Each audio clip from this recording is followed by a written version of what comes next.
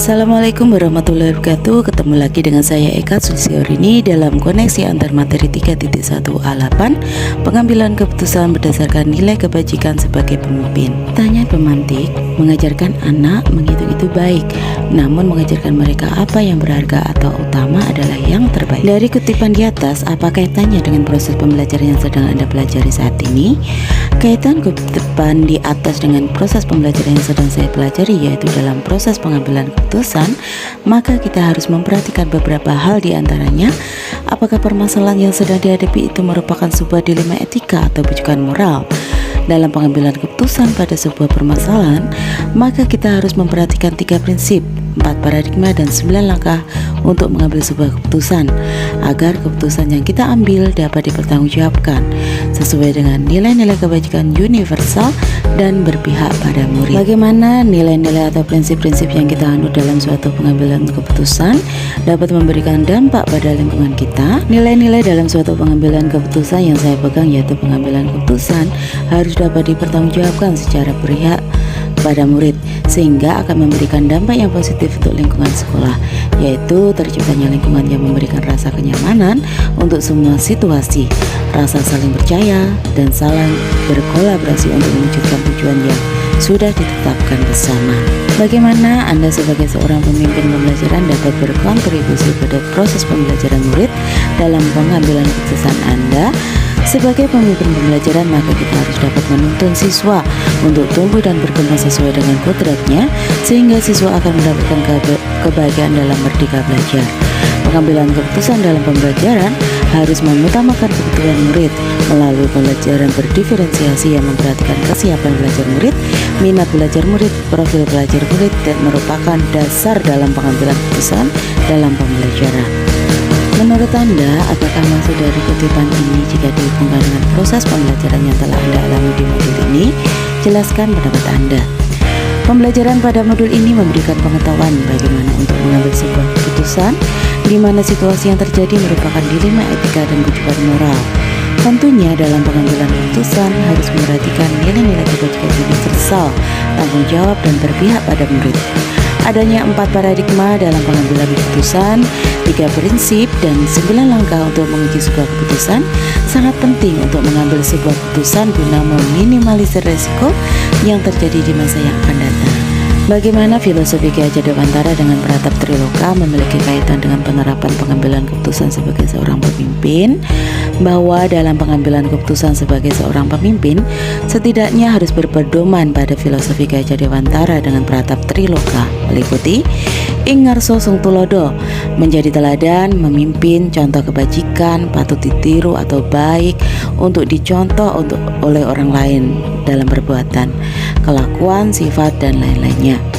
Ing matyo mangun karso, memberdayakan, menyemangati, membuat orang lain memiliki kekuatan, kemampuan, tenaga, akal, cara, dan sebagainya demi memperbaiki kualitas diri mereka. Serta tuturi handayani, mempengaruhi, memelihara, dan memprovokasi kebajikan serta kualitas positif lain orang lain bertumbuh dan maju. Kesemuanya mendorong terwujudnya well-being dalam ekosistem pendidikan di sekolah. Salah satu nilai yang tertanam yaitu tanggung jawab. Maka dalam pengambilan keputusan yang akan kita lakukan nantinya dapat dipertanggungjawabkan, sehingga akan mendorong terwujudnya well-being dalam ekosistem pendidikan di sekolah. Bagaimana materi pengambilan keputusan berkaitan dengan kegiatan coaching atau bimbingan yang diberikan pendamping atau fasilitator dalam perjalanan proses pembelajaran kita, terutama dalam pengujian pengambilan keputusan yang kita ambil? Apakah pengambilan keputusan tersebut telah efektif? Masihkah ada pertanyaan-pertanyaan dalam diri kita atas pengambilan keputusan tersebut? Hal-hal ini tentunya bisa dibantu oleh sesi coaching yang telah dibahas pada sebelumnya. Salah satu tujuan kegiatan coaching yaitu menggali lebih dalam lagi potensi yang dimiliki oleh seorang guru. Melalui proses coaching akan terjadi pengambilan keputusan yang mengarahkan pada hal positif, yang artinya keputusan-keputusan yang diambil berpihak kepada murid.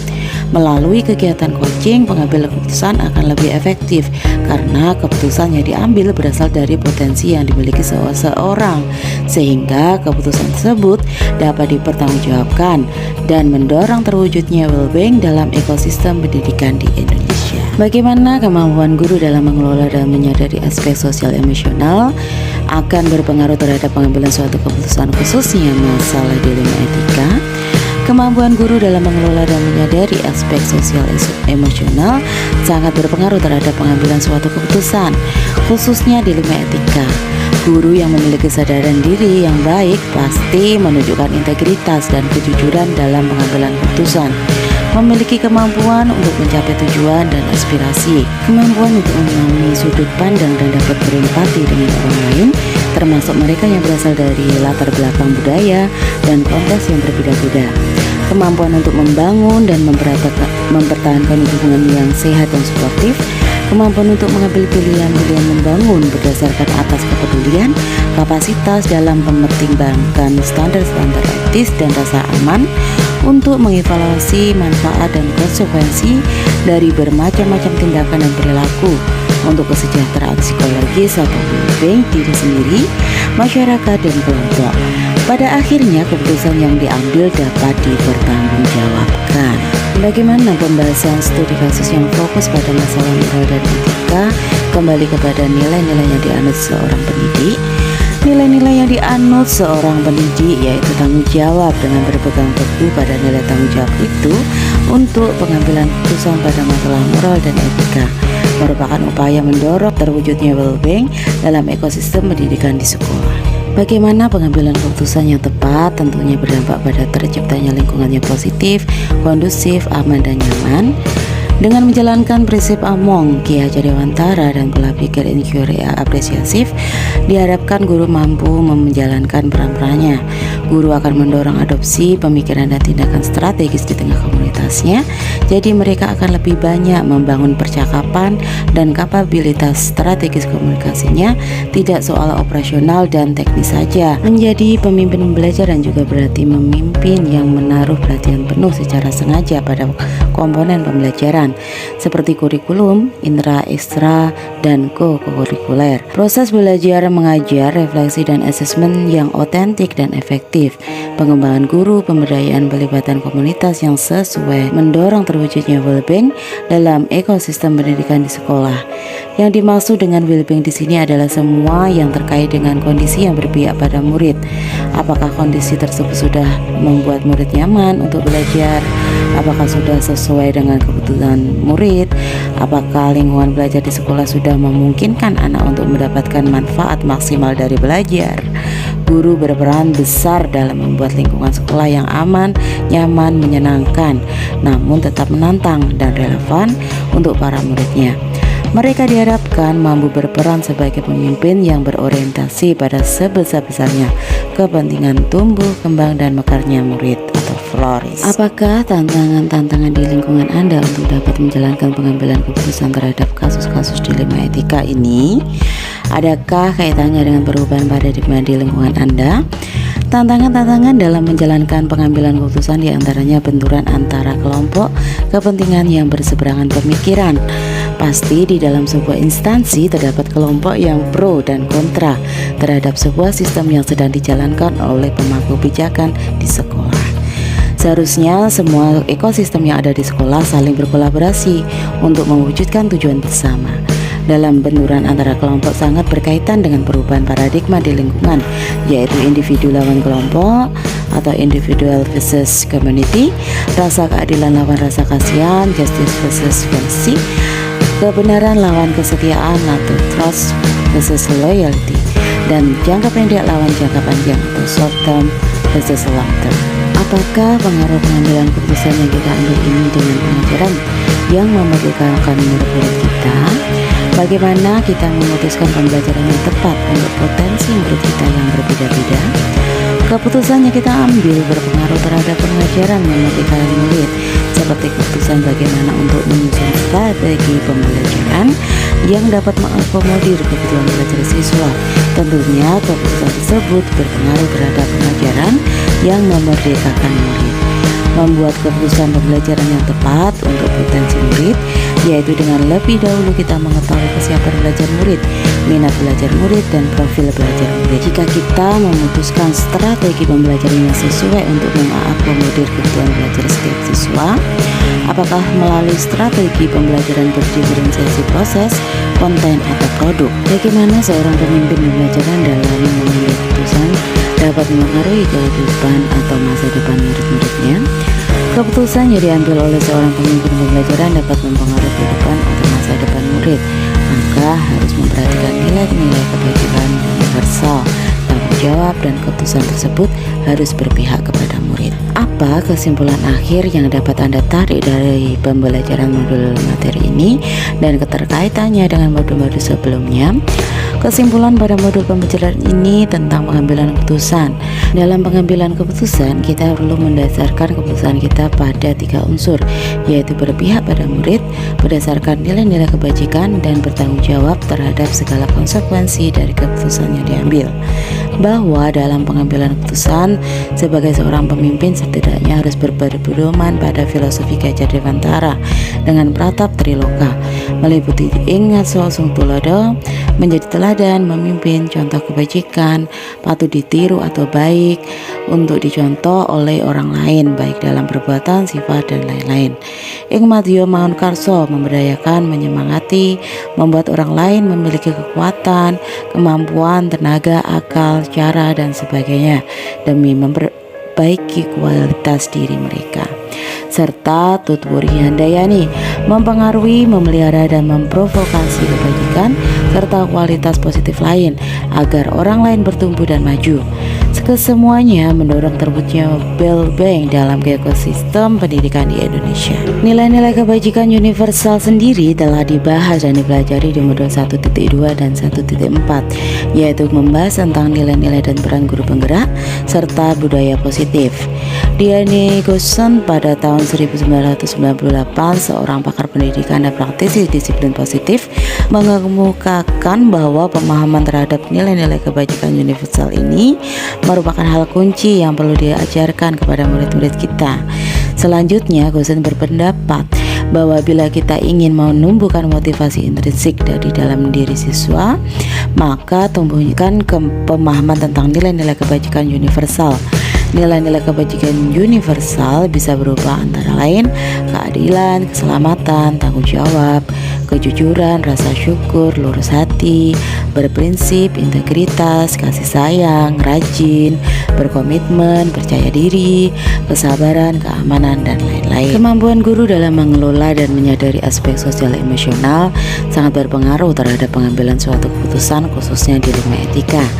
Guru yang memiliki kesadaran diri yang baik pasti menunjukkan integritas dan kejujuran dalam mengambil keputusan, memiliki kemampuan untuk mengelola emosi, pikiran, dan perilaku diri secara efektif dalam berbagai situasi dan untuk mencapai tujuan dan aspirasi, kemampuan untuk memahami suatu sudut pandang dan dapat berempati dengan orang lain, termasuk mereka yang berasal dari latar belakang budaya dan konteks yang berbeda-beda, kemampuan untuk membangun, mempertahankan hubungan-hubungan yang sehat dan sportif, kemampuan untuk mengambil pilihan-pilihan, membangun yang berdasarkan atas kepedulian, kapasitas dalam mempertimbangkan standar-standar etis dan rasa aman, serta untuk mengevaluasi manfaat dan konsekuensi dari bermacam-macam tindakan dan perilaku untuk kesejahteraan psikologis atau well-being diri sendiri, masyarakat, dan kelompok.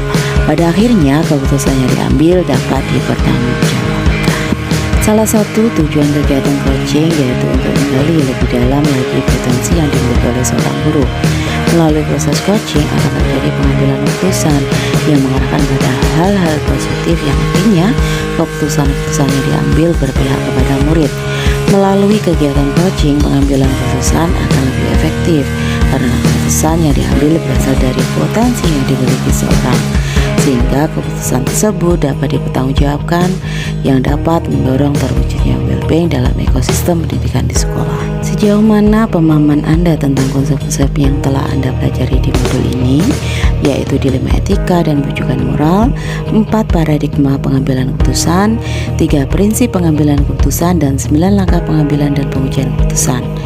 Adakah hal-hal yang menurut Anda di luar dugaan?